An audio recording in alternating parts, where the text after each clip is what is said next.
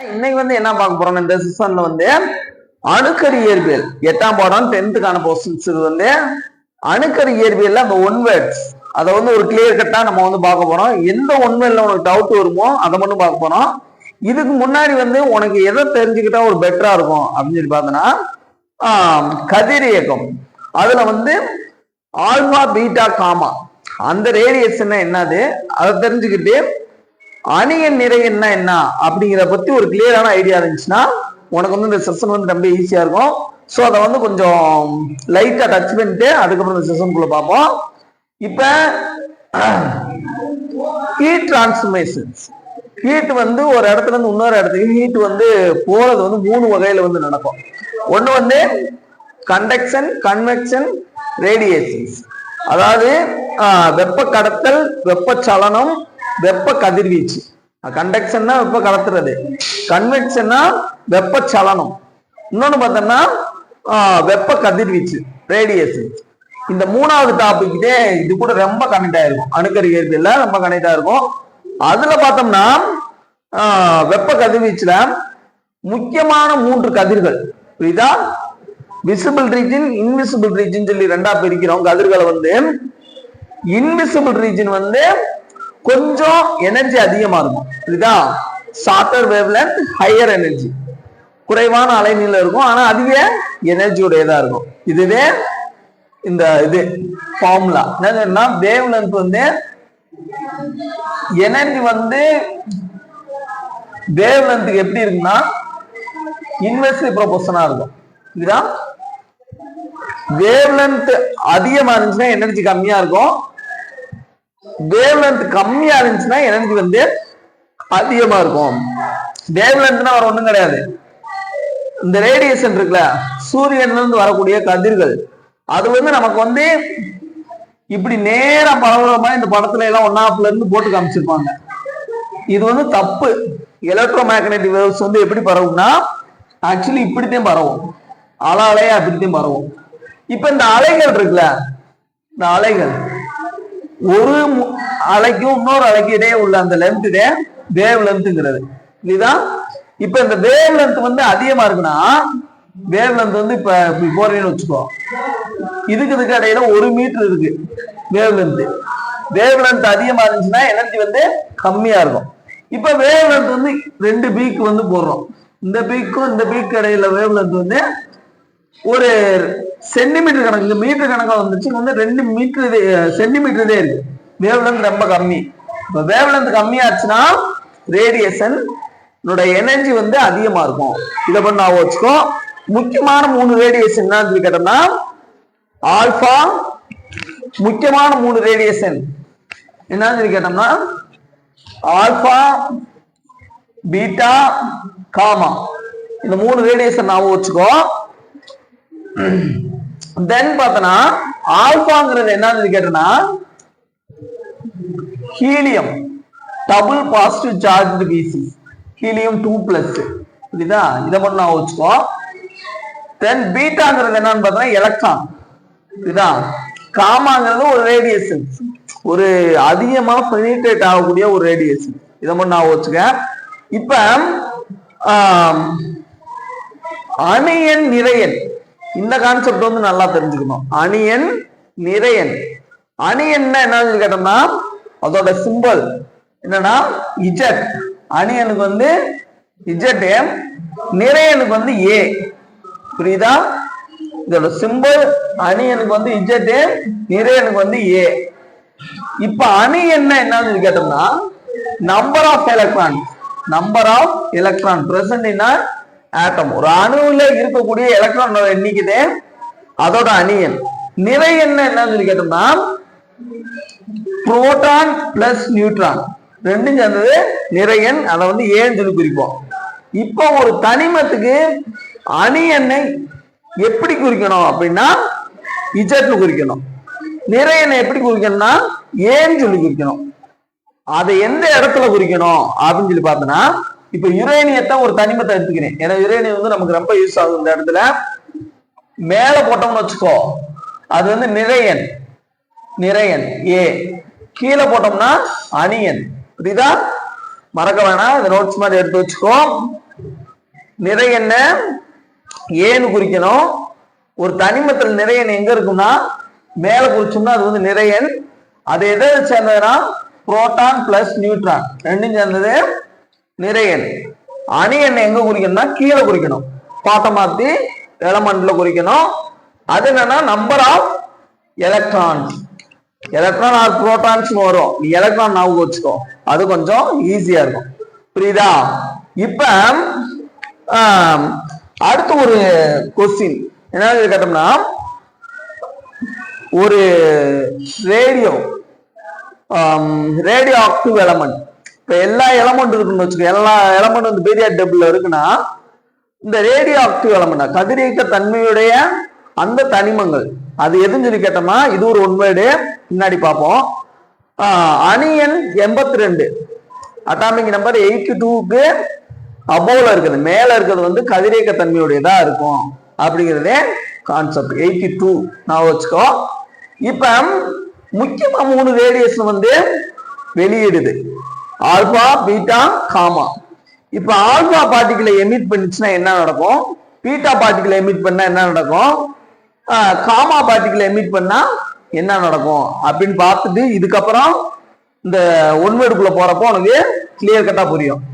இப்ப பாரு, alpha particle அதை எமிட் பண்ணா என்ன நடக்கும் அப்படின்னு சொல்லி கேட்டனா நிறை எண்ணை எப்படி குறிக்கிறோம், ஏன்னு குறிக்கிறோம். அணி எண்ணை எப்படி குறிக்கிறோம், இஜட்னு குறிக்கிறோம். புரியுதா? இஜட்னு குறிக்கிறோம். ஆல்பா பார்ட்டிகளை எமிட் பண்ணுச்சுன்னா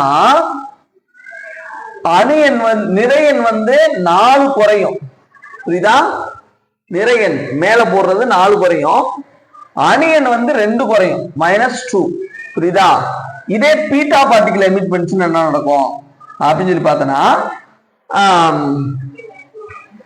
நிறை எண்ல எந்த மாற்றம் இருக்காது, நிறை எண்ல எந்த மாற்றம் இருக்காது, 0ன்னு போட்டிருக்கேன். அது ஆனா அணி எண்ல +1 கூடும். இதை மட்டும் நான் வச்சுக்கோ. பீட்டா பார்ட்டிகளை எமிட் பண்ண நினைக்கும், நிறை எண்ல எந்த மாற்றம் இருக்காது, அதாவது மாஸ் நம்பர்ல எந்த மாற்றம் இருக்காது, அட்டாமிக் நம்பர்ல 1 கூடும். இதே காமா பார்ட்டிகள் எமிட் பண்ணுச்சுன்னா என்ன நடக்கும் அப்படின்னு கேட்டா அட்டாமிக் நம்பர்லயும் எந்த சேஞ்சஸ் இருக்காது, மாஸ் நம்பர்ல எந்த சேஞ்சஸ் இருக்காது, அதே மாதிரி அட்டாமிக் நம்பர்லயும் எந்த சேஞ்சஸ் இருக்காது, 0 0. புரியுதா? இந்த எனர்ஜி லெவல் இருக்குல்ல, இந்த நியூக்ளியஸோட எனர்ஜி லெவல், அந்த அணுக்கோரோட அந்த எனர்ஜி அது மட்டும் கொஞ்சம் குறையும் அப்படின்னு சொல்லியிருக்காங்க. புரியுதா? இதுல என்னன்னு கேட்டோம்னா இந்த காமா கதிர்கள் ரெண்டுமே அணி எண்ணும் கூடாது, நிறை எண்ணும் கூடாது, கூடையோ குறையோ செய்யாது. ஆனா அதோட எனர்ஜி லெவல் மட்டும் கம்மியாகும். அதே பீட்டா காமா பார்ட்டிகள் கூட அந்த நேச்சர். அடுத்து பார்த்தோம்னா இதுக்கு வந்து இந்த பெனிட்ரேட்டிங் பவர், இந்த ஊடுருவும் திறன் சொல்றோம்ல, அது வந்து காமா பார்ட்டிகளுக்கு ரொம்ப ரொம்ப அதிகம். காமா பார்ட்டிகளுக்கு இந்த ஊடுருவி போறதுக்கு வந்து ரொம்ப ரொம்ப அதிகம். அதே மாதிரி ஆல்பா பார்ட்டிகளுக்கு என்னன்னு கேட்டோம்னா அயனியாக்கும் திறன் வந்து அதிகம். ஒரு ஆட்டம் வந்து நடுநிலை தன்மை அந்த நியூட்ரலாத்தே இருக்கும், அதுல இருக்க பாசிட்டிவ் சார்ஜ், அதாவது நியூக்ளியஸ் புரோட்டானும் எலக்ட்ரானுக்கு வந்து எதிர்மின் சுவை நெகட்டிவ் சார்ஜ், பாசிட்டிவ் நெகட்டிவும் ஈக்குவலா இருக்கும். எப்ப ஆட்டத்துக்கு அதை போய் நம்ம அயனைசேஷன் பண்றோம்னா அது பாசிட்டிவாகவும் நெகட்டிவாகவும் மாறும். அப்படி மாற வைக்கிற அந்த கெப்பாசிட்டி யாருக்கு அதிகம்னா இந்த ஆல்பா பார்ட்டிகளுக்கு அதிகம். புரியுதா? மறந்துட வேணாம். இப்போ ஓவரலா சொல்லிட்டு அப்படியே நம்ம அந்த கொஸ்டினுக்குள்ள போவோம். போறப்போ உனக்கு வந்து கிளியர் கட்டா புரியும். ரேடியேஷன் இந்த ஹீட் வந்து ஒரு இடத்துல இன்னொரு இடத்துக்கு வந்து டிரான்ஸ்பர் ஆகுறது, ஒரு இடத்துல இன்னொரு இடத்துக்கு போறது வந்து 3 வகையில் நடக்கும்: கண்டக்ஷன், கன்வெக்ஷன், ரேடியேஷன். வெப்ப கடத்தல், வெப்பச்சலனம், வெப்ப கதிர்வீச்சு.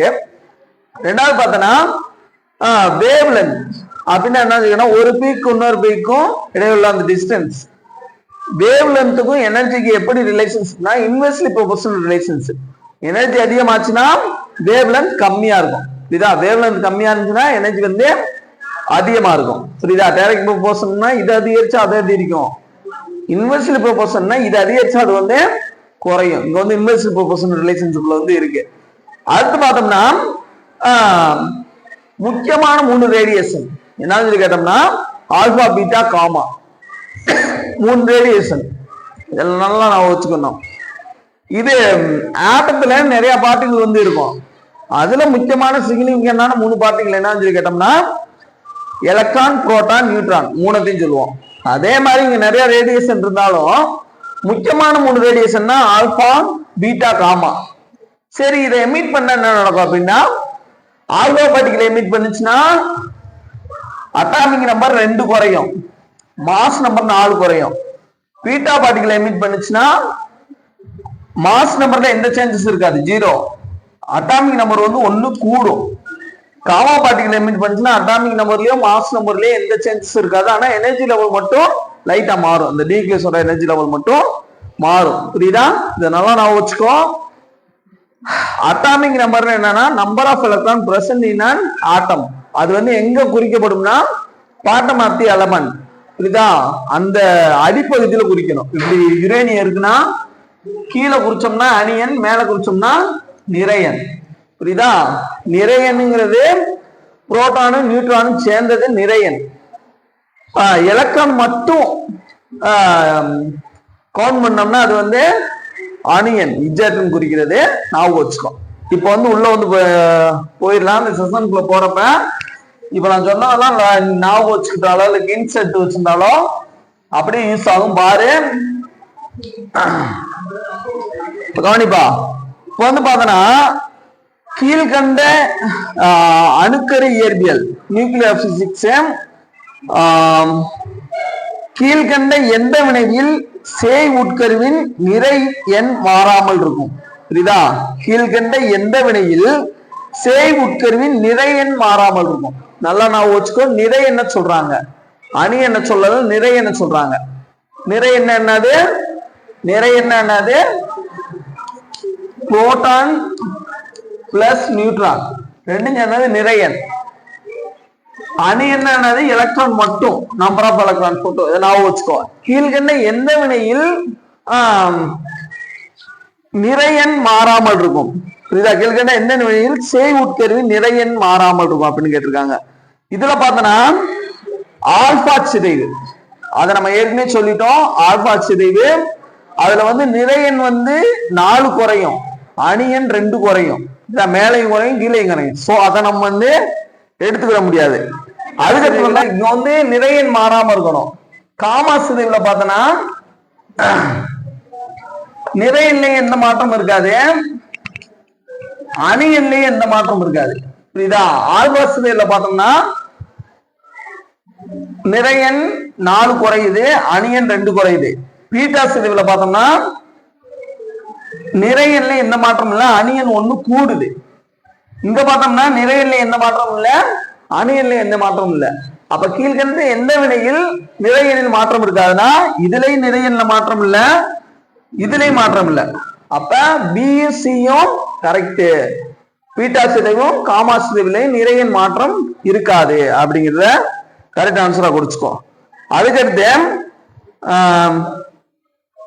காமா கதிர்களிலிருந்து இருந்து நம்மை பாதுகாக்க டேஸ் உரைகள் பயன்படுகின்றன அப்படின்னா காரியம் அப்படின்னு கொடுத்துருக்காங்க. காரியம்னா வேற ஒண்ணும் கிடையாது, லெட்டு, பிளம்பம் சொல்லுவோம்ல.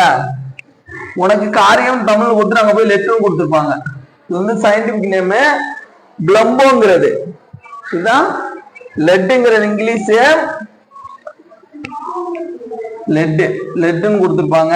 இல்லாட்டினா பிளம்பம், பிளம்பம் அப்படிங்கிறது. சோடியம் நம்ம எழுதுறோம், சோடியம்னா இங்கிலீஷ், நேட்ரியம் சயின்ஸ், அதனாலதான் என்ஏன் போறோம் சோடியத்துக்கு. புரியுதா? அது மாதிரிக்கு இதுக்கு பிளம்பம்னு வரும் லெட்டுக்கு வந்து, அதனால பிபின்னு போடுறோம். தமிழ் பேர் வந்து காரியம். இது நான் வச்சு இது ஒரு சின்ன குழப்பம், தமிழ் மீடியம் ஸ்டூடெண்ட் மட்டும் பேஸ் பண்ணக்கூடிய ஒரு குழப்பம் இது வந்து. ஏன்னா தமிழ்ல கொடுத்து இங்கிலீஷ்ல டிரான்ஸ்லேட் பண்ணி சயின்ஸ் பேர் நம்ம தெரிஞ்சாதே இது வந்து கரெக்டா எழுத முடியும். இதை நான் வச்சுக்கோ. அதுக்கடுத்து கீழ்கண்ட எந்த கூற்று சரியானவை அப்படின்னு கொடுத்திருக்கு. என்னன்னு கேட்டனா ஆல்பா துகள்கள் என்பவை புரோட்டான்கள். புரியுதா? இது வந்து கரெக்டான ஆன்சர் கிடையாது. ஏன்னா இப்ப நம்ம எல்லா பொருட்கள்லையும் இருக்கிற பேசிக் அந்த பார்ட்டிகள் என்னன்னா அணுக்கள். அந்த அணுக்களுக்குள்ள எலக்ட்ரான் புரோட்டான் நியூட்ரான் வந்து இருக்கும். இதே ஒளியில வந்து லைட்ல வந்து என்ன இருக்கும் அப்படின்னா போட்டான்ஸே இருக்கும். அது வந்து ஆல்பாவா இருந்தாலும் பீட்டாவா இருந்தாலும் காமாவா இருந்தாலும் இல்ல விசிபிள் ரீஜன் எது இருந்தாலும் போட்டானாத்தே இருக்கும். அது கரெக்டான ஆன்சர் கிடையாது. அடுத்து ரெண்டாவது இது வந்து காமா கதிர்களின் ஊடுருவும் திறன் குறைவு. இதை நான் ஏற்கனவே நடத்துற போய் சொல்லிட்டேன். காமா கதிர்களுக்கு ஊடுருவு திறன் வந்து அதிகம். அந்த penetration capacity of gamma rays are very very high. புரியுதா? இங்க வந்து குறைவுன்னு சொல்லி கொடுத்துருக்காங்க. இது வந்து தப்பு. அதுக்கடுத்து மூணாவது பாரு, ஆல்பா துகள்களின் அயனியாக்கும் திறன் அதிகம். இந்த அயனைசேஷன் ப்ராசஸ் சொன்னோம்ல, ஆல்பா துகள்களுக்கு அதிகம். சோ இது வந்து கரெக்ட். அதற்கு காமா கதிர்களின் ஊடுருவும் திறன் அதிகம். சோ இதுவும் கரெக்ட். அப்ப ஆப்ஷன் டி 3, 4 சரி அப்படிங்கிறது இதுக்கான ஆன்சர். அடுத்து 9வது பாரு, புரோட்டான் புரோட்டான் தொடர்வினைக்கு எடுத்துக்காட்டு. புரோட்டான் புரோட்டான் தொடர்வினைனா வர ஒண்ணும் கிடையாது. Nuclear fission reaction, nuclear fusion reaction ரெண்டு இது நம்ம நடத்திருப்போம். நியூக்ளியர் ஃபிஷன்னா ஒரு ஹெவி வெயிட் ஆட்டம் வந்து லைட் வெயிட் ஆட்டமா, ரெண்டு லைட் வெயிட் ஆட்டமா பிரிஞ்சுன்னா அது வந்து நியூக்ளியர் ஃபிஷன் ரியாக்ஷன். அதாவது அணுக்கரு பிளவு வினை.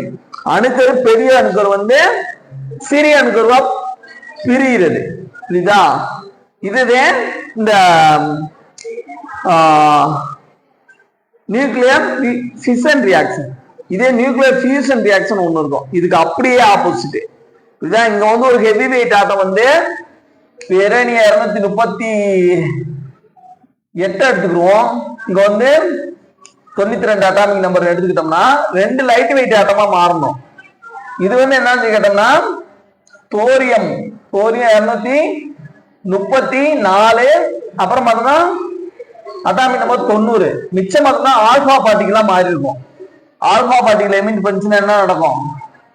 இங்க எத்தனை குறைஞ்சிருக்கு? 38 - 4 34. அப்ப 4 இங்க பார்த்தோம்னா 92 - 90 ரெண்டு இது குறைஞ்சிருக்கா? 92 இருந்து 90க்கு வந்திருக்கா? அப்ப ரெண்டுவே குறைஞ்சிருக்கு. இதே ஆல்பா பார்ட்டிகள் நம்ம சொன்னோமா, மேல போட்டோம்னா நிறையன், கீழே போட்டோம்னா அணியன். ஆல்பா பார்ட்டிகள் எமிட் பண்ணிச்சுன்னா நிறையன்ல 4 குறையும், அணியன்ல 2 குறையும். இதே இதுக்கான இது வந்து one of the best example nuclear fission reaction. அணுக்கரு பிளவு வினைக்கு ஒரு எடுத்துக்காட்டு. ஒரு ஹெவி வெயிட் ஆட்டம் வந்து ரெண்டு லைட் வெயிட் ஆட்டமா பிரிகிறது. இதுலயே பார்த்தோம்னா நியூக்ளியர் ஃபியூஷன் ரியாக்ஷன், ஃபியூஸ் ஆகுறது, கம்பைன் ஆகுறது, ஒட்டி ஒரு இதா உருவாகுது. இதுக்கான டெஃபினிஷன் என்னன்னா, two light weight atoms are combine together to form one bulk atom with energy. புரியுதா? ரெண்டு லைட் வெயிட் ஆட்டம் வந்து light weight atom heavy weight ஆட்டம்லாம் வேற ஒண்ணும் கிடையாது. அட்டாமிக் நம்பர் அதிகமா இருந்துச்சுன்னா அது வந்து heavy weight atom, atomic number கம்மியா இருந்துச்சுன்னா அது வந்து லைட் வெயிட் ஆட்டம். இதை வந்து நான் வச்சுக்கோ. இப்போ அட்டாமிக் நம்பர் ஹைட்ரஜனுக்கு வந்து ரொம்ப ரொம்ப கம்மி. அட்டாமிக் நம்பர் வந்து 1. ஸோ 1 + 1 2 மாறும். ஹீலியம், இதே ஹீலியம். புரியுதா? ஹீலியமா மாறிடும், ஹீலியமா மாறிடும். புரியுதா? இப்ப நம்ம ஏற்கனவே சொன்னேன்ல, தமிழ் வேர்ட்ஸ் ஒன்று தெரிஞ்சிருக்கணும், இங்கிலீஷ் வேர்ட்ஸ் ஒன்று தெரிஞ்சிருக்கணும், சயின்ஸ் வேர்டு ஒன்று தெரிஞ்சிருக்கணும். தமிழ்ல வந்து சூரியன் சொல்றோம். புரியுதா? இங்கிலீஷ்ல வந்து sun, SUN sun. Scientific name of the sun வந்து என்ன சொல்றோம்னா ஹீலியம். ஏன் எப்படி சொல்றோம்னா, அங்க வந்து ஹைட்ரஜன் சேர்ந்து ஹீலியமா மாறும். அதனாலே அதுக்கு பேர் வந்து ஹீலியம் சொல்றது. புரியுதா? இங்க வந்து அணுக்கரு இணைவு வந்து புரோட்டான் புரோட்டான் தொடர் வினைன்னு சொல்லுவாங்க. ஒரு 3 நியூட்ரன் வந்துச்சுன்னா அந்த 3 நியூட்ரன் வந்து 3 × 3 9 மாறும், அப்புறம் 27 மாறும், அப்படியே போய்கிட்டே இருக்கும். இதுக்கு பேர் தொடர் வினை. அணுக்கரு பிளவு வினையில் நடக்கும், அணுக்கரு இணைவு நடக்கும். புரோட்டான் தொடர் வினை நடக்கிறது வந்து அணுக்கரு இணைவு வினைகள் வந்து பாசிபிள். அதுக்கடுத்து பாரு, ஒரு கால்குலேஷன் மாதிரி கொடுத்துருக்காங்க. இதுவும் ஈஸியானது. இது அப்படியே எழுதுனாலே போதுமானது. ஒரு ரியாக்ஷன் மாதிரி கொடுத்துருக்காங்க. என்னன்னா, எக்ஸ் ஒரு நம்பர், எக்ஸ்னா நம்ம தெரியாத நம்பர் அப்படித்தானே வைப்போம். 12, இன்னொரு பார்த்தோன்னா 6, கீழே போட்டோம்னா அட்டாமிக் நம்பர் இஜெட், மேல போட்டோம்னா மாஸ் நம்பர். இதை நான் வச்சுக்கோ. உனக்கு வெறுமனா ஆல்பா சிதைவுன்னு கொடுத்துட்டாங்க. ஆல்பா சிதைவு நம்ம ஏற்கனவே சொன்ன மாதிரி ஆல்பா பார்ட்டிகல் எமிட் பண்ணிச்சுன்னா என்ன நடக்கும்? நிறை எண்ல 4 குறையும், அணி எண்ல 2 குறையும். அப்ப 12 - 4 8, 6 - 2 4 பிளஸ் ஆல்பா பார்ட்டிகல் வந்துடும். ஆல்பா பார்ட்டிகலை எமிட் பண்ணிச்சுன்னா இங்க இருக்க அந்த மிச்ச 4 பிளஸ் 2 இது ஆல்பா பார்ட்டிகல். இது வந்து ஹீலியம் அயன், ஹீலியம் ஆட்டம். இது வந்து கிடைச்சிரும். இதத்தை இங்க வந்து உனக்கு ரியாக்ஷன் மாதிரி கொடுத்துருக்காங்க. அணுக்கரு சிதைவு வினையில் எக்ஸ் 12 6 ஆல்பா சிதைவு எனில் மேல என்ன வரும், கீழே என்ன வரும்னு கொடுத்துருக்காங்க. புரியுதா? மேல 4 குறைச்சு எழுதிக்கோ, கீழே வந்து 2 குறைச்சு எழுதிக்கோ. புரியுதா? இதே இதுக்கான ஆன்சர். அதுக்கடுத்து கீழ்கண்ட எந்த கூற்று சரியானவை அப்படிங்கிறதுல பார்த்தோன்னா, அணுக்கரு முளை மற்றும் அணுக்குண்டு ஆகியவற்றில் தொடர்வினை நிகழும் அப்படிங்கிறது. அணுக்கரு முளை மற்றும் அணுகுண்டு ஆகியவற்றில் தொடர்வினை நிகழும். ரெண்டுமே தொடர்வினைனா செயின் ரியாக்ஷன்ஸ். நான் கூட சொன்னேன்ல, 3 நியூட்ரான் வந்து வருதுன்னா 3 வந்து 9 ஆகும், 9 வந்து 27 ஆகும். அப்படியே போய்கிட்டே இருக்கும் செயின் ரியாக்ஷன். இது வந்து கண்ட்ரோலா நடந்துச்சுன்னா அது வந்து nuclear station, nuclear power station இருக்குல்ல, அங்க வந்து கண்ட்ரோல்டு இதுல வந்து பாம்பை பிளாஸ்ட் பண்ணுவாங்க. பாம்பை வந்து பஸ்ட் அவுட் ஆகும், வெடிக்கும். அப்படி வந்து செய்யறது இந்த கண்ட்ரோல்டு அட்மாஸ்பியர்ல நம்ம வந்து பாம்பு பிளாஸ்ட் பண்ணோம்னா அது வந்து அணுக்கரு அணு உலையில நடக்கும், அணுக்கரு உலையில வந்து நடக்கும். இத வந்து நான் வச்சுக்கோ. அதுக்கடுத்து அணுக்கரு உலையில் கட்டுப்படுத்தப்பட்ட தொடர்வினை நிகழும். அணுக்கரு உலையில் கட்டுப்படுத்தப்படாத தொடர்வினை நிகழும். அணுகுண்டு வெடித்தலை தொடர்வினை நிகழாது. திரும்ப திரும்ப அதே இது வந்துகிட்டு இருக்கு. 1 மற்றும் 2 ரெண்டுமே சரி. அணுக்கரு உலை மற்றும் அணுகுண்டு ஆகியவற்றில் தொடர்வினை நிகழும். அணுக்கரு உலையில் கட்டுப்படுத்தப்பட்ட தொடர்வினை நிகழும். அணுக்கரு உலையில வந்து பாம்பு பிளாஸ்ட் பண்றது கண்ட்ரோல்டு அட்மாஸ்பியர்ல பண்ணுவாங்க. நான் வச்சுக்கோ. அதுக்கடுத்து பார்ப்பா, பீட்டா சிதைவின் போது டேஸ் அப்படின்னு கொடுத்துறான். பீட்டா சிதைவப்ப என்ன செய்யும்? நிறை எண்ல எந்த மாற்றம் இருக்காது, ஆனா அணி எண்ல ஒன்று கூடும். அதுதான் இந்த 2வது கொஸ்டின் கொடுத்திருக்காங்க. கீழ்கண்ட எந்த வினையின் போது நிறை எண்ணில் எந்த மாற்றம் இருக்காது அப்படின்னு கொடுத்திருப்பாங்க. ஆல்பா பார்ட்டிகல் எமிட் பண்ணிச்சுன்னா நிறை எண் 4 குறையும். பீட்டா பார்ட்டிகல் எமிட் பண்ணிச்சுன்னா நிறை எண்ல எந்த மாற்றம் இருக்காது, அணி எண் மட்டும் ஒன்று கூடும், ஒண்ணு வந்து கூடும். காமா பார்ட்டிகல் எமிட் பண்ணிச்சுன்னா நிறை எண்ணிலை மாற்றம் இருக்காது, அணி எண்ணிலை மாற்றம் இருக்காது. ஆனா அதனாலவே பீட்டா பார்ட்டிகளையும் காமா பார்ட்டிகல் நம்ம வந்து சொல்லிருப்போம், ஆல்பா பார்ட்டிகல சொல்லியிருக்க மாட்டோம். அதனால நான் வச்சுக்கோ. நிறை எண் வந்து 4 குறையணும், அணு எண் வந்து 4 குறையணும். இந்த ரெண்டுமே மைனஸ். அணு எண் குறையுது, நிறை எண் குறையுது ஆல்பா எமிஷன்ல. பீட்டா எமிஷன்ல பாத்துக்க நிறை எண்ல எந்த மாற்றமும் இருக்காது, அணி எண்ல 1 வந்து கூடும். இதுதான் 1 மட்டும் பாசிட்டிவ், 1 வந்து எதுவுமே இல்லை. காமா பார்ட்டிகல்ல எதுவுமே நடக்காது, நிறை எண்ணெய் மாற்றம் இருக்காது, அணி எண்ணெய் மாற்றம், எனர்ஜி லெவல்ல மட்டும் மாற்றம் இருக்கும். அதைத்தான் திரும்ப திரும்ப சொல்றாங்க. கான்செப்டை புரிஞ்சுக்கிட்டோம்னா ஈஸி. புரியுதா? உனக்கு கன்ஃபியூஷனே ஆகாது. பீட்டா சிதைவு என்பது புரோட்டான்களின் எண்ணிக்கை 1 அதிகரிக்கும். அதுக்கடுத்து இது எப்படி கொடுத்துருக்காங்கன்னா, பீட்டா சிதைவின் போது நிறை எண்ணில் 1 அதிகரிக்கும். இப்படி டைரக்டாவும் கொடுப்பாங்க, இன்டைரக்டாவும் கொடுப்பாங்க. அதை கூட நல்லா நான் வச்சுக்கோ. புரோட்டான்கள் எண்ணிக்கைனாலும் எலக்ட்ரான்கள் எண்ணிக்கைனாலும் அணி எண்ணாலும் 1.